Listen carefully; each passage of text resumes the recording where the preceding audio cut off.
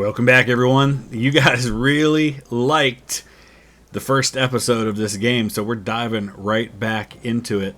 By far the most viewed game video I've had in probably a couple of years for the first day. So we're going to keep going with this every day as much as I possibly can until we get through. Now, I do have to tell you something up front.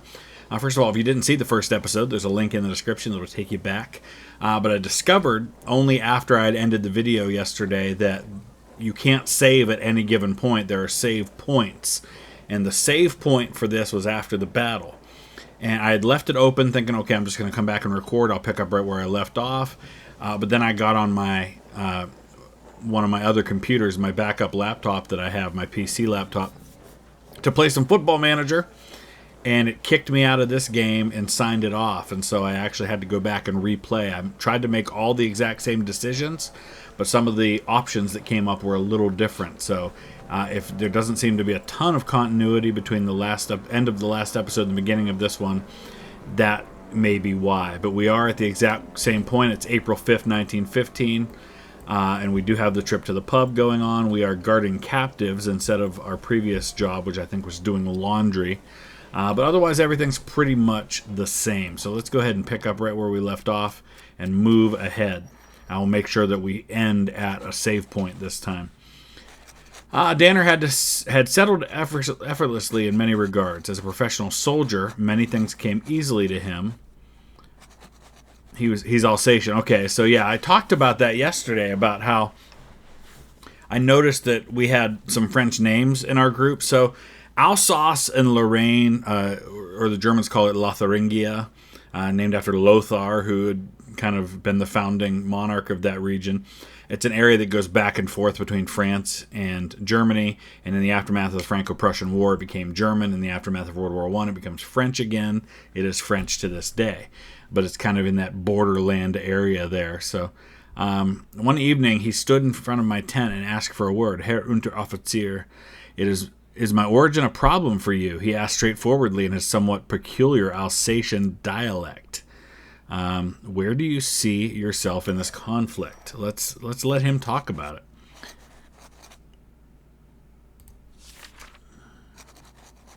His expression hardened. I am German. Alsace is German. Even in my grandfather's time, hardly any Alsatians spoke French. I swore my oath to the Kaiser and the Vaterland. When most people here were still enjoying their comfortable civilian lives. Good. I don't want to trash the other guys to him any more than I want to trash him to the other guys. So I don't want to get in the habit, because it gave me the option of saying, I don't like how your other guys talk about you. Don't want to get in the habit as a non-commissioned officer of speaking badly about other guys to these guys. So, because then, of course, the question is, well, if he'll talk badly about them to me, he'll probably talk badly about me to them.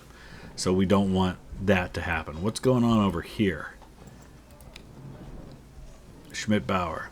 Unteroffizier, the latrine is filled to the brim. I feel like we already did this. I guess we have to keep doing it.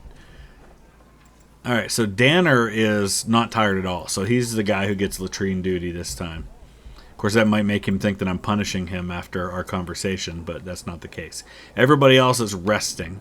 Hopefully we get some more time to rest. When I faced Soldier Schmidt-Bauer alone for the first time, he stood expectantly in front of me, devoid of humor. This old fellow is a bit too eager for my taste. I like his obvious meticulousness. The respect he showed me. Do not disappoint me. You and I, we have to keep the group in line. Yeah, it's not your job. But you know what? He's a welcome asset. We'll go with it.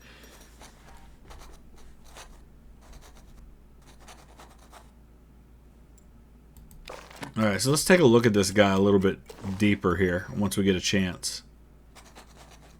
Strange atmosphere in camp today. Their attention was drawn toward nearby fields. So we're into April 25th of 1915 now. It's April 22nd, 1915, is the first use of poison gas on the Western Front. It's in the Ypres salient. It's used on, it was actually French soldiers. It was Algerian soldiers that were part of the French army. It was used by the Germans. And so we'll probably be seeing gas introduced, because soon after the Germans used it, the Western Allies started using it as well.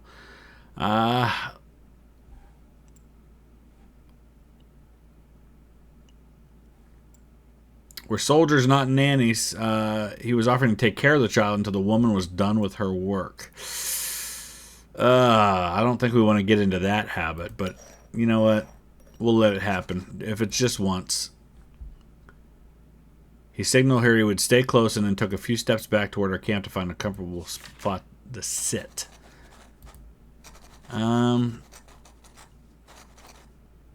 She came to get her child back. He was sleeping peacefully in Fram's arms.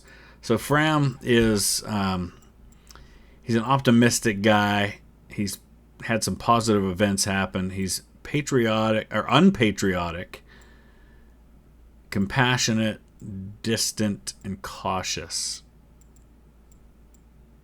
It's also trained in first aid, which is important to know.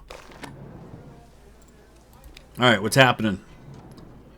So somebody asked in the comment section about the idea of guys not always being on the front lines, and I guess I should clarify that a little bit.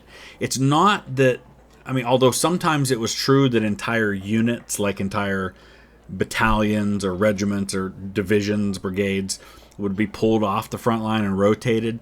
More often than not, what we're talking about is each division has a sector of the front that they're responsible for. And within that division, they would rotate the units. And so you might have A, B, and C company from a battalion on the front line for 4 or 5 days. And then D, E, and F companies go out to the front line for the next 4 or 5 days. And so you're rotating that way, or even within companies you're rotating. So it's not that the units rotated, though that happened. It was more the units rotated their men, so that certain guys were on the front line, certain guys were in the reserve trenches, certain guys were back at camp or in a relief camp somewhere where they could kind of enjoy things. All right, resupply finally came in, but it was less than expected, unfortunately. That's all right. I mean, we're Germans, that's going to happen more and more as the war goes on because of the blockade. Cummerbund's on the brink of death. No. We can't lose this kid. We cannot lose this kid. Yeah, offer help. Absolutely offer help. I'm not losing this kid. The Major has finally given us marching orders. We're going to battle soon. About time. Hope you've kept your people ready as ordered. Okay. Darn it. We're assisting in the hospital. I want to try and assist as much as I can, because I think the more that we assist, the more the chances are we're going to be able to save this kid. Let's take a look at his situation. He's exhausted. He's seriously wounded. He's had a very bad recovery. I'm going to go talk to him. I'm sorry, I'm not feeling well. Not well at all. Oh, no. We're not. We can't. Oh, we can't lose this kid. No.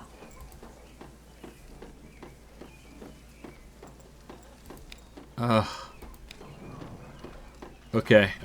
We sent 3 guys to help out in the hospital. I hope that's enough. We were preparing for imminent operation a few days from now. The mood was tense enough, but it seemed to weigh particularly hard on Fram. He heard of our deployment and he returned pale, and the fear had not left his eyes since. Listen, they called it shell shock during the First World War. They really didn't fully understand what we know today as PTSD. But man, there's some videos that I would encourage you to watch sometime. And I did a video about this on Vlogging Through History.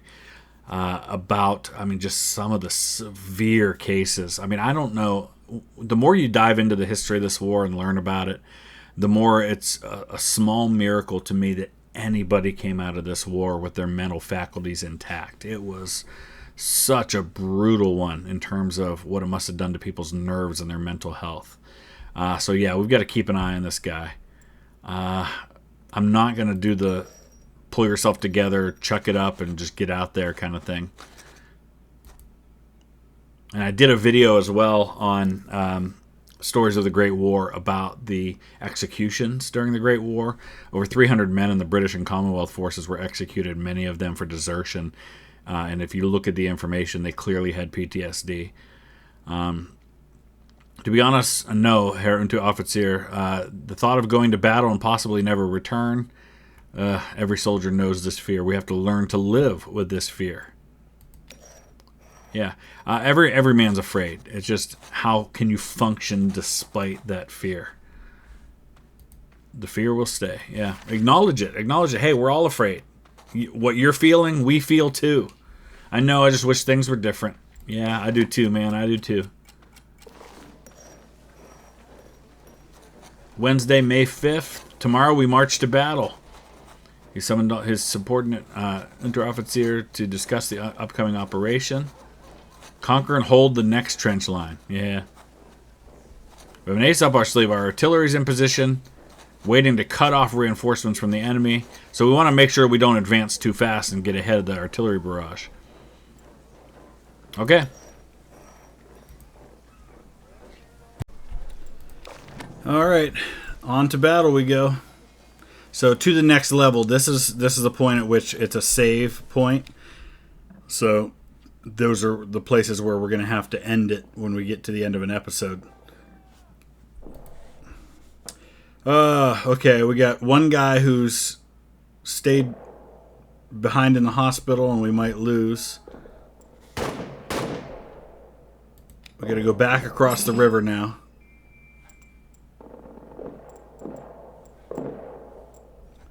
Okay. We're going to advance slowly. Actually, probably should have gone that other way. This is not the ideal way to do this.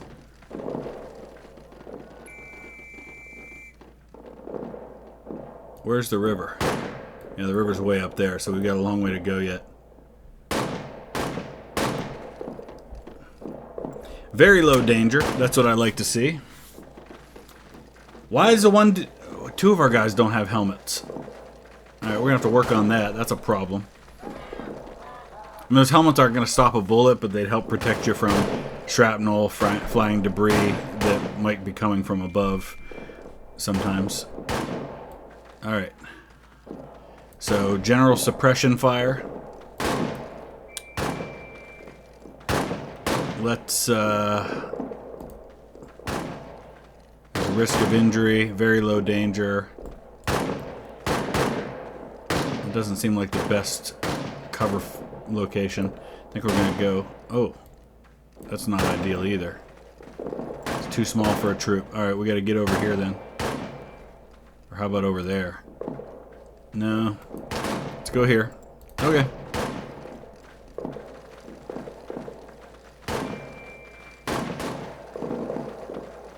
Alright, we're moving forward.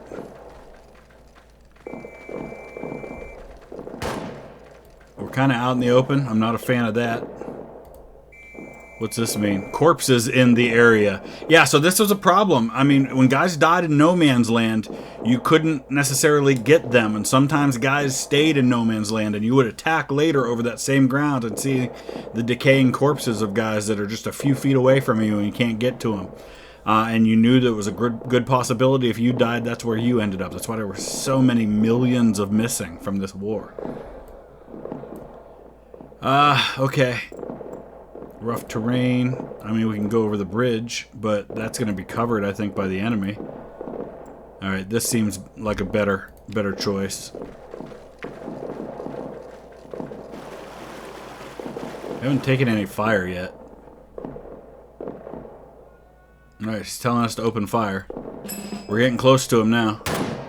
Somebody's got to cut the barbed wire. Who's best for that?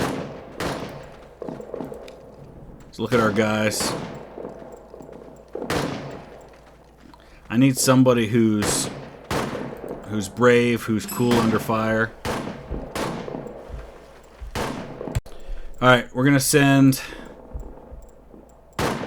Oh, here's relevant. Oh, that's right. It tells you the relevant attributes for these things. So I'm going to send Mail to do this.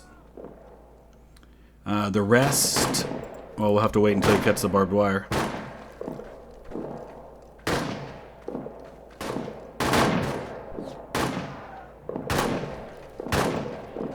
Alright, what's Mail have to say? I've cut the path. Excellent. Alright, that's kind of out in the open there. I don't know if I want to go down into that. Narrow cover. It's in grenade range.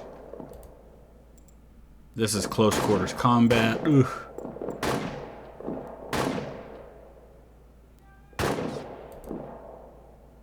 That's not any better.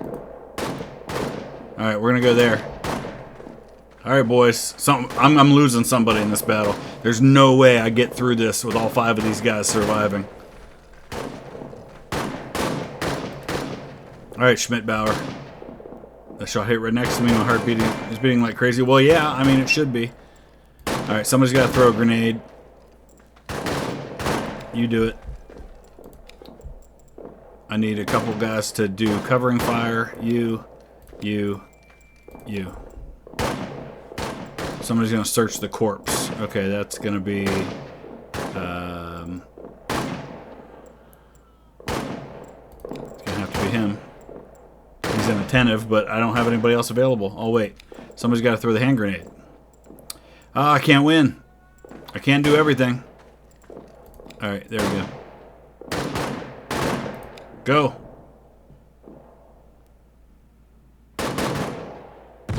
Oh. Oh, boy. Found some ammo. Okay, great.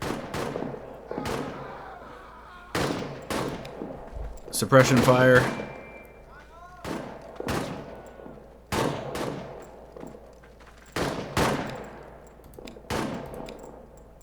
Okay, go. Ah! There's a lot of French soldiers out there. We have fire superiority, that's good. Alright, we have to move into the trenches, though. Alright, some of our guys are there. Let's go. Move to the next cover. Here comes hand-to-hand combat. My guys are right in the thick of it. They're right up front. Oh boy. Hold your position in the trenches and chase away the remaining French. Alright, Danner. They're getting reinforcements. The artillery did not stop them. Oh boy. That's bad. Close quarters combat. Here we go.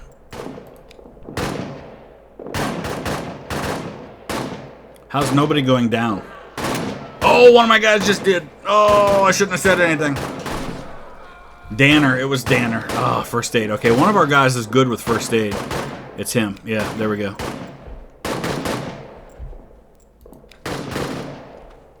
I got you, buddy. I got you.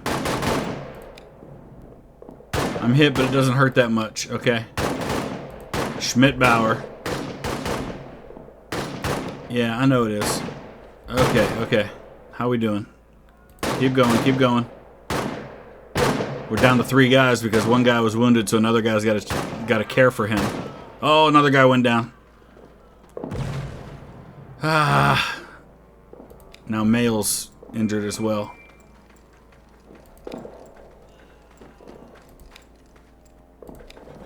Okay, first aid for Mail.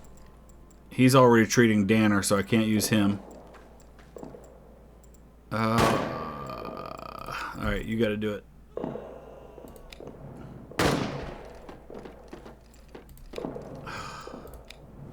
What's the problem, Schmidt-Bauer? I know that already. The shots do hit close to you. Alright, we're trying to treat these guys. The French are falling back, so that's good. I've got 1 guy that's fighting because I got 2 down and 2 more being treated. There's the artillery. Oh, here they come. I don't have anybody to suppress with. That's the problem right now. I got 1 guy that can do suppression fire.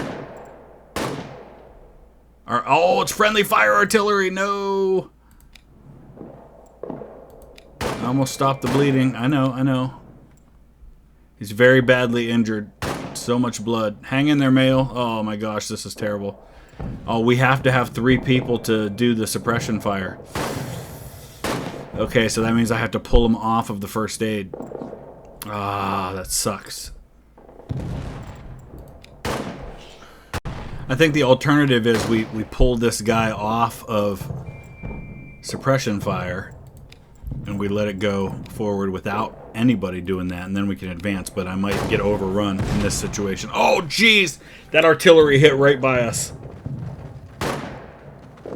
Oh, my goodness. Oh. Wow. Everything's fine. Okay, escort Danner to the field hospital. Okay. Good night. He stopped Danner's bleeding. Good. We can get him evacuated from the front line now. Still need a while on him. The wound hurts so much, I can hardly move. I know, guys. There's no way I get out of this without somebody dying now. Oh my goodness. My whole squad was just torn to pieces. Whoa, what are you doing, dude? You're right in front of all the French. Mayo lay still, almost peaceful on the ground and didn't move. Menke was the first to notice. He leapt to Mayo's side and tried to help him up, then he froze mid-motion. He's dead.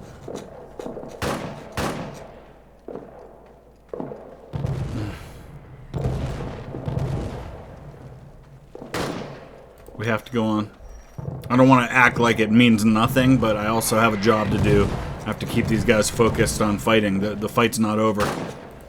I have to get the rest of these guys out of here alive. The artillery barrage does not change your orders. Dude, are you nuts? We're in abysmal mood. Well, it makes sense because we just lost a guy. Mayo's dead.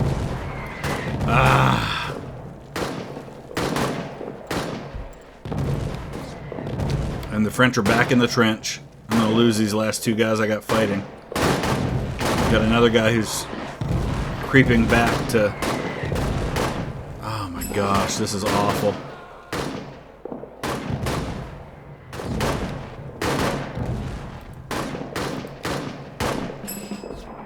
Retreat. Yeah, okay.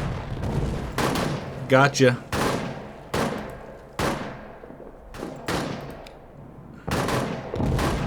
Get the heck out of here. Dang. See how, I don't know about you, but I'm feeling really like that was a waste. It accomplished nothing. I lost one guy killed, another one wounded. I got another guy, a kid back at hospital who might die. That's what it would have felt like for these guys. Don't leave your comrades alone out there. You just gave us an order to retreat.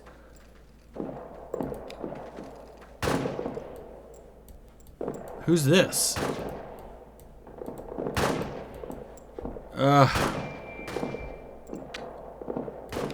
I don't have enough guys that I can even do suppressing fire.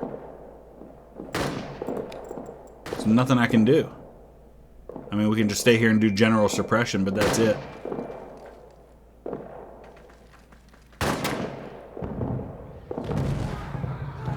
There we go. Artillery's helping out now. We've got more guys coming up now to help out, so let's get the heck out of here.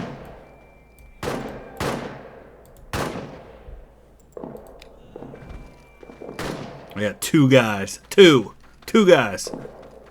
Oh, this is so brutal.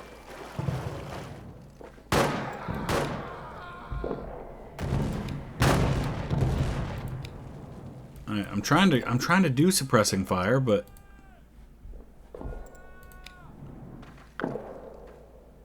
I'm also trying to obey the order to retreat here.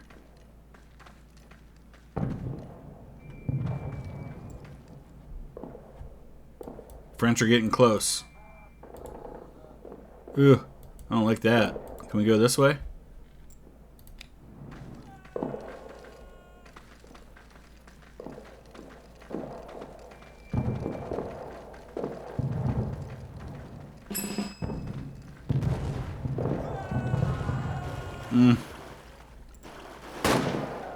Okay, back to camp we go.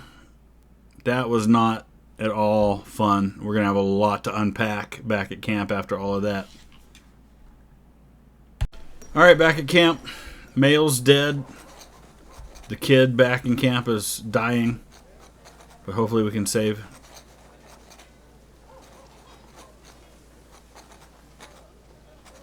Danner was seriously injured. Whether he would survive is unclear.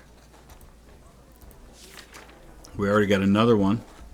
Lieutenant von Karsbruck was already strutting up. He looked dissatisfied. What a shame we had to retreat, but at least it wasn't because of you and your people. We're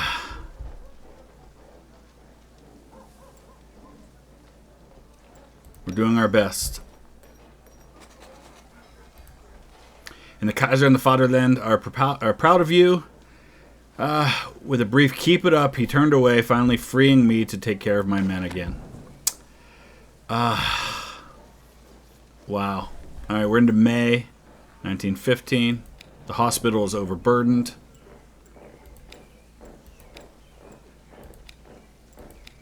I'm going to offer some help. Not that any of my guys are in a position to do much right now, because they're all exhausted. Menke's about the best option that I can offer at the moment. The whole group is exhausted. Allow us a break, if you ask him.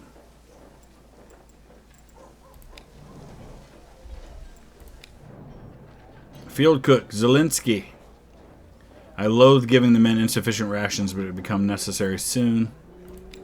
We got to maintain rations. Right now, these guys need to have something that's going their way.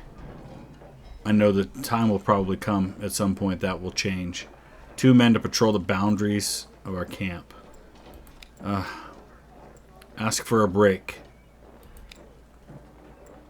Okay, good. All right, I advocated for my men to get a break, and they're getting it. Excellent. We're in the May of 1915. The middle of May now. Every time I saw Menke, I almost didn't trust my own eyes. I couldn't help but wonder if that boy was old enough to be drafted. A lot of teenagers fought. You go to the Western Front and you see the graves. The ages are on a lot of the graves for the British and Commonwealth forces, and you see 15 and 16 all over the place. You were supposed to be at least 19, at least later on in the war. They made it 19 to be on the front lines, but didn't always happen.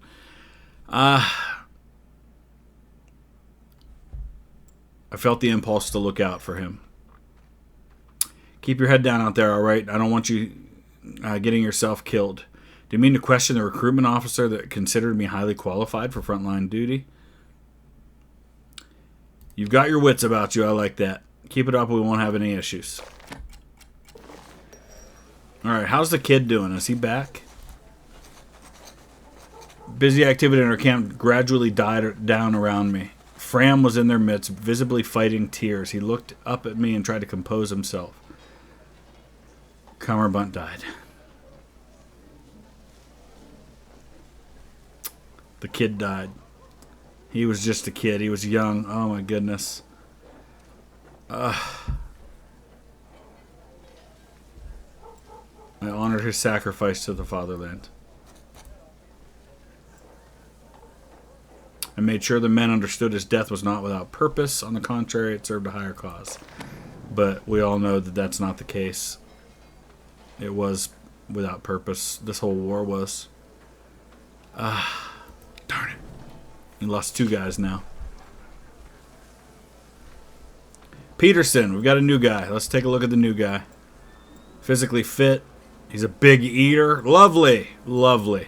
Pragmatic. Unpatriotic. Outspoken, courageous, distant, jaded. He's clumsy. Oh, good night. I'm not looking forward to having this guy. Doesn't sound like a great addition, but we do need men.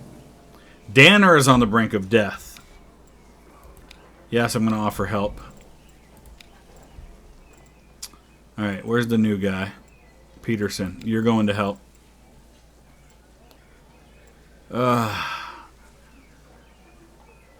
The other guys need to rest. I can't really send anybody else. The latrine is filled to the brim. Oh my goodness.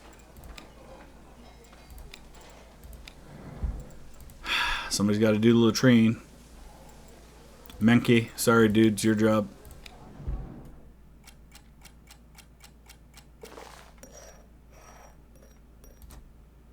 When I met Elmar Fromm, I was relieved. According to his files, he could have been a doctor in the military hospital, and I expected corresponding frustration and disapproval from him. Those few months takes me out of my work. In a few months, there will be an annual conference of the Wednesday Psychological Society, of which I am a member in Vienna. They will be expecting me at that date. All the distinguished experts will be there. Let's do our best. All right, I don't know if we can just spare the guy to go to a conference in the middle of a war. Why is the conference even going on in the middle of the war? He probably belonged more at a Viennese society ball than here. Okay. How we doing? We got 2 guys in the field hospital. Danner is recovering well, despite being seriously wounded. Menke